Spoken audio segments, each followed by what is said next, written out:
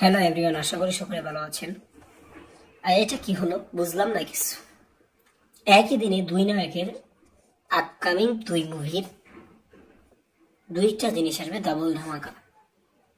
দেব গতকাল দেওয়ার কথা ছিল ট্রেলার খাদানের, তবে দেয়নি কিছু কারণে, বা অনেক সমস্যা, টেকনিক্যাল সমস্যার কারণে সে দিতে পারেনি।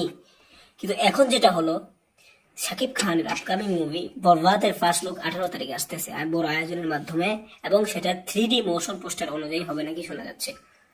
তবে এত কিছু হওয়ার পরে যদি দেব সকাল 9টায় আসতেছে ট্রেলার, হয়তো রাতের 8টার দিকে আসবে ফার্স্ট লুক, অথবা সন্ধ্যার দিকে আসবে ফার্স্ট লুক, একই দিনে এক ধরনের একঘেয়েমি হলো না।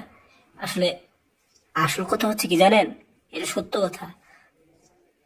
শাকিব খানের ফার্স্ট লুক যখন আসবে, দেবের ট্রেলার কিন্তু টিকতে পারবে না। তো দেব এটা ভুল করেছে। আবার অন্যদিকে এক হিসেবে ঠিকই আছে, বরবাদের সাথে খাদানও আলোচনা থাকবে, অথবা খাদানের সাথে বরবাদেরও আলোচনা থাকবে।